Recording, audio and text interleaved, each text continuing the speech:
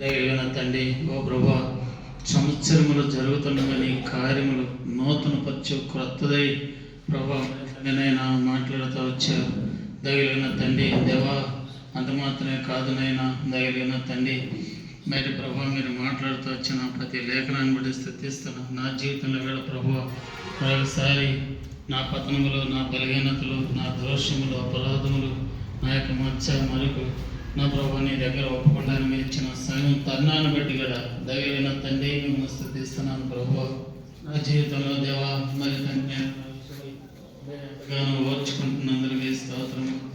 ప్రభా మా ప్రేమ కలిగిన దేవా దైవమైన తండ్రినైనా అందుని బట్టి ప్రభా నేను స్థుతిస్తున్నాను. నా జీవితంలో ప్రభా ఎన్నో తప్పులు, పొరపాట్లు, లోపాలు, బలహీనతలు ఉన్నప్పుడు కూడా నా విషయమైనంత ఓర్చు దేవా కనికరించండి. నీ మహా కనికరాన్ని కోరుకుంటున్నాను.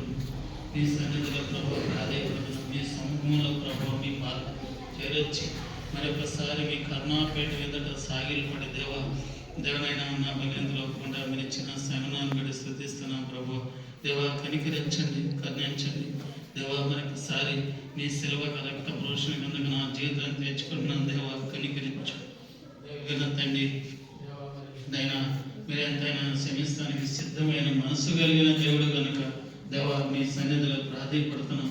మిమ్మల్ని బతిమాడుకుంటున్నాం స్వామి. ప్రభా కనికరించమని ప్రార్థిస్తున్నాం. ప్రభా దేవా ఒక నూతనమైన కార్యం జరిగించమని మీ సముఖంలో మిమ్మల్ని బతిమాడుకుంటున్నాం స్వామి. దేవా కనికరించండి. నా పాపం, నా దోషం, నా అపవిత్రత, నా పాపం, నా భార్య పాపం, నా పిల్లల పాపములు, నా కుటుంబక పాపములు, నా కుటుంబక దోషములు, నా కుటుంబక అపరాధములు దేవా క్షమించండి. దేవా తన అతిక్రమలు ఒప్పుకొని విడిచిపెట్టిన వాడు వర్ధిల్తాడు, దాచిపెట్టినవాడు కనికరం పొందడైన దేవాన్ని లేఖనం చెల్లిస్తుంది స్వామి. ఒప్పుకుంటానికి ఇచ్చిన కృపకై స్తోత్రములు చెల్లిస్తూ ప్రభు ఒక నూతనమైన జీవితంతో నేను నీ ముందుకు సాగిపడ నీ కృప మెండైన కృప సమృద్ధి అయిన కృప ప్రసాదించమని